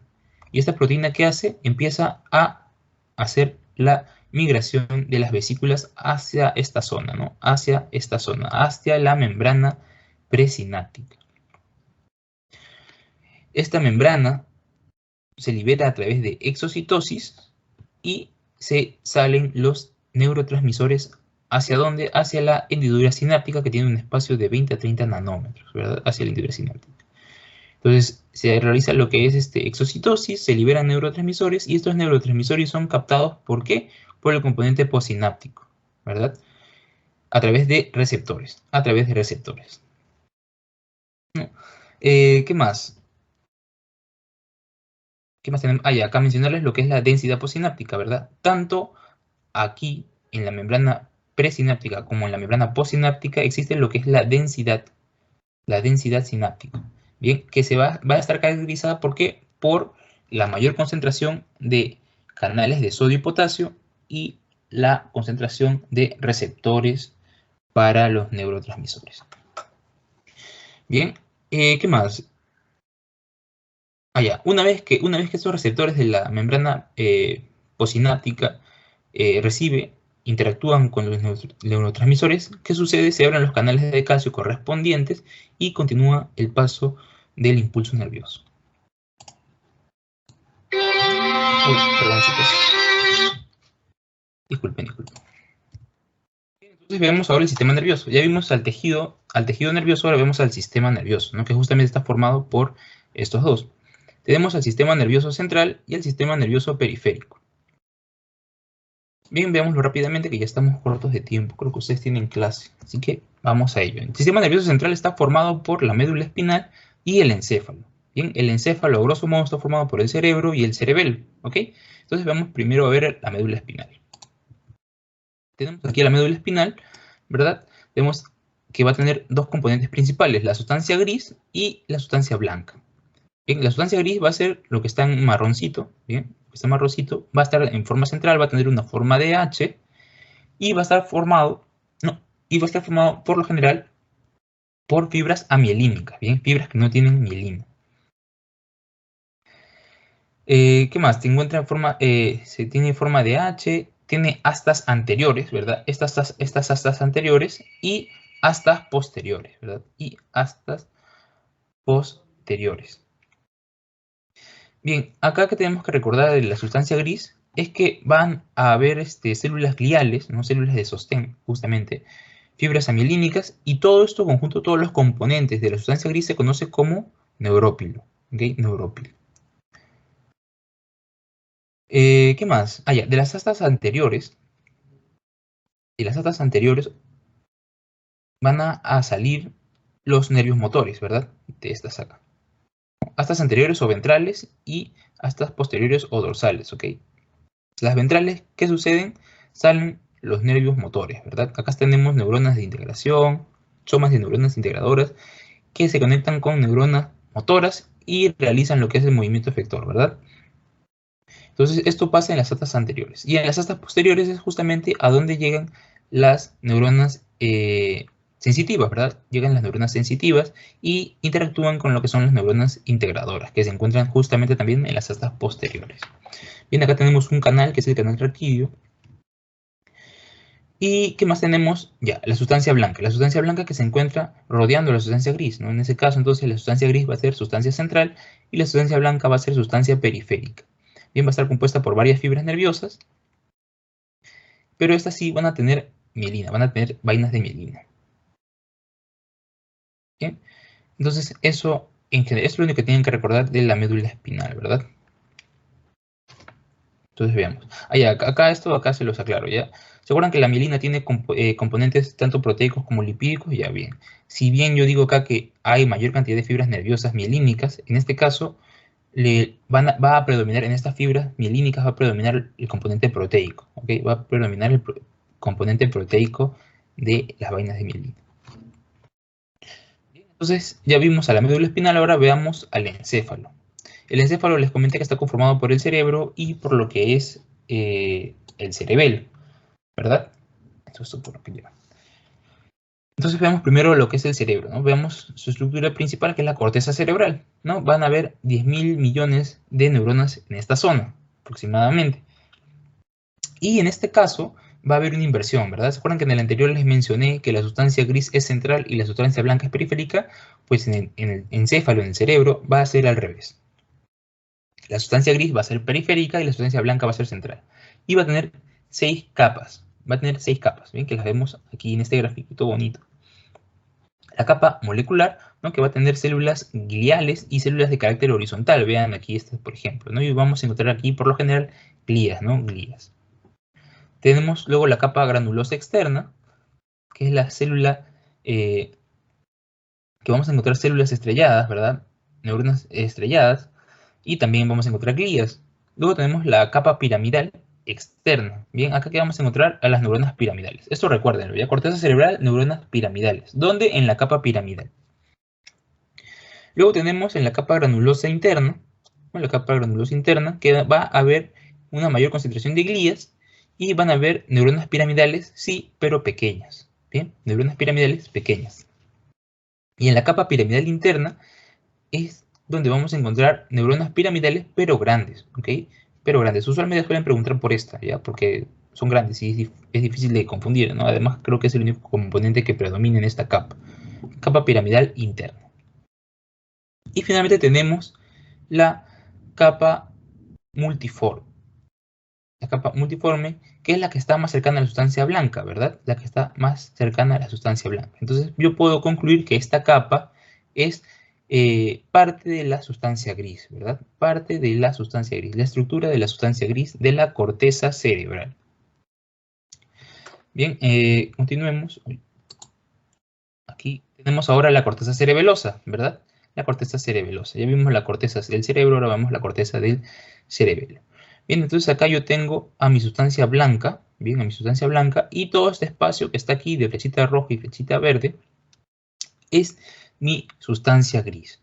Bien, y va a tener 3 capas. La capa molecular, que es todo esta, la que representa la flechita verde, y la capa granulosa interna, que es esta, ¿no? Que es esta moradita, la que está representada por la flecha roja. En este caso, entre estas dos capas, ¿qué va a haber? Va a haber capa de neuronas de Purkinje, ¿verdad? Concentración de neuronas de Purkinje, ¿no? Estas células se caracterizan por tener un montón de dendritas y por tener forma de pera. Bien, ¿dónde la encontramos? En la capa de neuronas. ¿En dónde? En la corteza del cerebelo, corteza cerebelosa. Entonces, veamos ahora a lo que es el sistema nervioso periférico, ¿verdad? El sistema nervioso periférico va a estar formado ¿por qué? Por los ganglios, por ganglios sensitivos. Bien, ¿qué son los ganglios? Un conjunto de cuerpos celulares, conjunto de somas, ¿no? Se encuentran agrupados a través de tejido conectivo y forman lo que son los ganglios. Tienen una forma redonda, están envueltos en una cápsula y usualmente corresponden a neuronas pseudomonopolares, bien, pseudomonopolares, que se encuentran en la periferia, ¿verdad? Y se encuentran rodeadas por células satélite, ¿verdad? Estas células satélite, ¿qué hacen? Le brindan sostén y nutrición a estas a estos ganglios, a estas células, a estos somas, ¿verdad? A estas neuronas. Y también recordemos que el sistema nervioso periférico está dividido en dos, ¿verdad? Sistema nervioso el sistema, ahorita lo vamos a ver, perdón. Sistema nervioso autónomo somático y sistema nervioso autónomo visceral, ¿verdad? Entonces, para seguir hablando de eso, tenemos que ver lo que son los nervios periféricos. ¿Qué son los nervios periféricos? Un conjunto de fibras nerviosas, o sea, un conjunto de axones. Si los ganglios son un conjunto de somas, en este caso los nervios que van a ser un conjunto de axones, tanto mielínicos como amielínicos. Bien, van a estar organizados en paquetes, ¿verdad? ¿Se acuerdan? Esto me recuerda mucho a las fibras musculares, ¿verdad? En este caso, tenemos al axón, que se encuentra rodeado por mielina, y lo que va a recubrir este conjunto de axones va a ser el endoneuro, ¿verdad? El endoneuro. Lo que recubre el conjunto de varios de estos fascículos de neuronas va a ser el perineuro, y lo que recubre en sí al todo el nervio va a ser el epineuro. Bien, estos nervios periféricos pueden tener tres características, ¿no? Pueden ser sensitivos, ¿no? Que captan estímulos, pueden ser motores, que justamente inervan los músculos, o pueden realizar ambas funciones. Bien, entonces veamos aquí al sistema nervioso autónomo y al sistema nervioso somático, ¿verdad? Las principales divisiones del sistema nervioso periférico. Bien, entonces el sistema nervioso autónomo está formado ¿por qué? Por el sistema nervioso simpático, autónomo simpático, y el sistema nervioso autónomo parasimpático, ¿verdad? Parasimpático. Entonces, recuerden esto, es importante. El sistema nervioso autónomo simpático tiene funciones activadoras, ¿verdad? Aumenta la frecuencia cardíaca, aumenta la presión arterial, aumenta la respiración, la frecuencia respiratoria, perdón. Y el sistema nervioso parasimpático es su antagonista. Bien, tiene principales características inhibidoras, ¿verdad? Y va a ser responsable de lo que es la homeostasia. ¿Por qué? Porque contrarresta el sistema nervioso simpático, ¿no? Si este se dispara, este lo controla. ¿Ok? ¿Qué más? Allá. Va a poseer dos neuronas entre el sistema nervioso central y el órgano efector, ¿verdad? Entonces yo tengo acá mi médula espinal, componente del sistema nervioso central.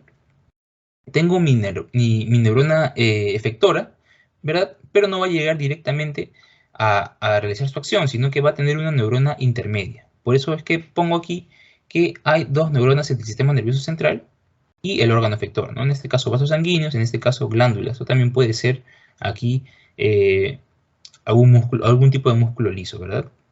¿No? Que generalmente están en las vísceras.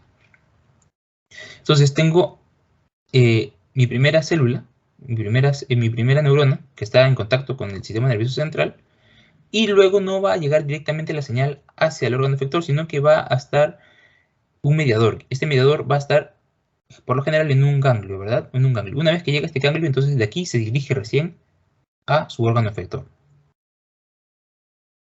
Neurotransmisores que usa. Va a usar la acetilcolina y la noradrenalina, ¿verdad? La acetilcolina para realizar lo que es contracción de vísceras, ¿no? De vísceras, y la noradrenalina que se encuentra relacionado justamente con procesos de sistema nervioso autónomo simpático. En cambio, el sistema nervioso somático es más directo, ¿verdad? Es lo que nosotros controlamos, pues, lo que nosotros controlamos. El sistema nervioso central, vean, acá tengo mi neurona motora y va directamente del órgano efector y estimula la contracción. Bien, entonces ahora veamos, ya estamos terminando, a las meninges, ¿verdad? Las meninges son las capas que rodean al cerebro. Van a rodear el sistema nervioso central, ¿verdad? Tenemos desde arriba hacia más cercano al cerebro, tenemos a la dura madre, ¿no? A la dura madre, justamente debajo del cráneo, que va a ser gruesa, va a recibir sangre de venas cerebrales y se va a apoyar justamente en el cráneo, ¿verdad?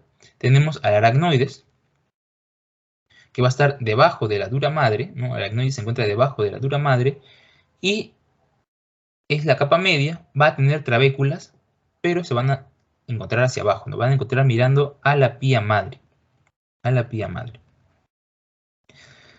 Y en su espacio subaracnoideo discurre lo que es el líquido cefalorraquídeo, ¿verdad? El líquido cefalorraquídeo. Luego, finalmente, tenemos a la pía madre, que es la capa que está más cercana al cerebro y tiene la mayor cantidad de vasos, ¿verdad? Vasos, y también posee tejido conjuntivo laxo. Bien, el aracnoides y la pía madre forman lo que es la leptomeninge, ¿ya? La leptomeninge. Entonces, veamos aquí en esta imagen, tenemos acá el cráneo, tenemos a la dura madre, tenemos aquí lo que es el aracnoides, ¿no? Con trabéculas mirando hacia la pía madre, y tenemos lo que es el famoso espacio subaracnoideo, ¿no? Por donde discurre el líquido cefalorraquídeo, que está en contacto con la pía madre, ¿verdad? Con la pía madre. Y debajo de la pía madre, ¿qué se encuentra el cerebro. Bien, entonces tenemos aquí los plexos coroideos, ¿no? Entonces, inervando todas estas estructuras, tenemos a los plexos coroideos, que justamente brindan nutrición a las células que componen cada una de estas capas, producen líquido cefalorraquídeo y están revestidas, ¿no? Por epitelio cúbico simple, epitelio simple cúbico, ¿ok? ¿Qué más acá? Bueno, un datito que es que el líquido cefalorraquídeo se reabsorbe a través de las vellosidades aracnoideas, ¿no? A través de las trabéculas aracnoideas. Uy. Ahora tenemos lo que son las terminaciones nerviosas, que van a ser de tres tipos, ¿no? Las libres, las de Merkel o las encapsuladas. Bien, tenemos aquí lo siguiente, ¿verdad? Las libres son, acá, a ver, acá te tengo, ¿verdad? Esa es una terminación nerviosa libre, ¿no? El axón pierde mielina y queda el axón solito, ¿verdad? Queda el axón solito, y estas las vamos a encontrar en lo que es el tejido epitelial y en el tejido conectivo, ¿verdad? Estas son las más abundantes y que captan el dolor y el frío. Luego tenemos a las terminaciones de Merkel, ¿no? Que van a generar un tacto discriminativo, se van a formar un tipo de cápsula y van a generar lo que es el tacto discriminativo, ¿verdad? Y luego tenemos las encapsuladas, que son las que encontramos en la piel, ¿no? Que tenemos cuatro principales, ¿no? El corpúsculo de Meissner, ¿no? Que va a funcionar como un mecanorreceptor, ¿no? Y lo vamos a encontrar en las papilas dérmicas, ¿verdad? Justo debajo del tejido epitelial, entre el epidermis y la dermis. Tenemos el corpúsculo de Batter-Pasini, que lo vamos a encontrar también con función de mecanorreceptores, no va a interpretar lo que es la presión. Tenemos a los corpúsculos de Ruffini, bien, que ese tiene función netamente mecanorreceptora. Tenemos al corpúsculo de Cruz, que se caracteriza solo por identificar el frío, ¿verdad? Por identificar el frío. Bien, este en este caso sería un termorreceptor. Esto lo vamos a volver a ver en la sesión 6, así que ahí vamos a abundar más, ¿ya? Mientras tanto, tengan en cuenta que es un tipo de terminación nerviosa. Ya, chicos, vamos a terminar con esto. Vamos a ver lo que es la degeneración y la regeneración nerviosa, ¿ok? Entonces, miren, acá tengo una célula, una neurona normal. Vean, su axón está recubierto ahí con su célula de Schwann que genera mielina, ¿verdad? Si es una célula de Schwann, entonces se trata de una neurona que se encuentra en el sistema nervioso periférico, ¿verdad? Bien, entonces veamos lo siguiente. Acá estos datos, ¿no? En el sistema nervioso central no hay regeneración, ¿no? Si no hay regeneración, o sea, si una neurona se daña en el sistema nervioso central, ¿qué ocurre? Una proliferación de astrocitos, y ¿qué pasa? Se cicatriza, ¿verdad? Se cicatriza. Esa neurona puede quedar ya sin función o puede seguir funcionando, pero con dificultad, ¿verdad? Con dificultad.